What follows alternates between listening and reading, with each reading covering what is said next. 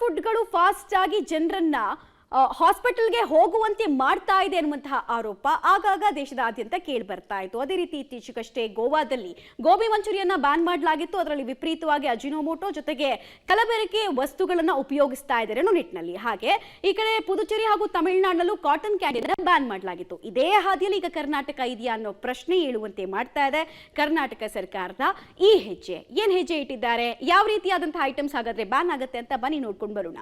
ರಾಜ್ಯದಲ್ಲಿ cotton candy, colour jelly ban ಆಗುತ್ತಾ?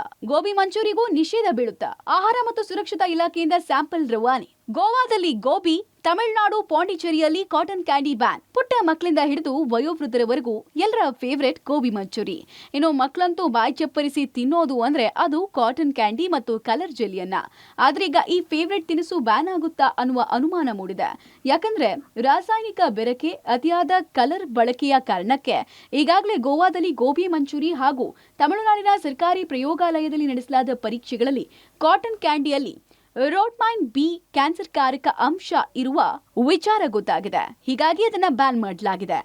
ಹೀಗಾಗಿ ಎಚ್ಚೆತ್ತ ರಾಜ್ಯ ಆಹಾರ ಸುರಕ್ಷತಾ ಇಲಾಖೆ gobi manchuri, cotton candy, colour ಜೆಲ್ಲಿಗಳ ಟೆಸ್ಟಿಂಗ್ಗೆ ಸ್ಯಾಂಪಲ್ ರವಾನೆ ಮಾಡಿದೆ.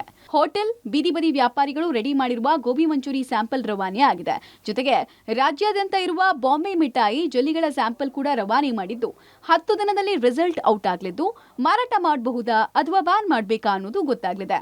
ರಾಜ್ಯದಲ್ಲಿ 10 ದಿನದ ಬಳಿಕ ಈ ಟೆಸ್ಟಿಂಗ್ ನಲ್ಲಿ ಹಾನಿಕಾರಕ ಅಂಶ ಏನಾದ್ರೂ ಕಂಡು ಬಂದ್ರೆ ಕರ್ನಾಟಕದಲ್ಲೂ ಬ್ಯಾನ್ ಆಗೋದು ಪಕ್ಕಾ. ಆರೋಗ್ಯವನ್ನ ಕೆಡಿಸುವ ಆಹಾರದ ವಿಚಾರದಲ್ಲಿ ಈ ರೀತಿಯ ಪರೀಕ್ಷೆಗಳು ಕೂಡ ಅನಿವಾರ್ಯ. ಪವಿತ್ರ ಪಬ್ಲಿಕ್ ಟಿವಿ, ಬೆಂಗಳೂರು.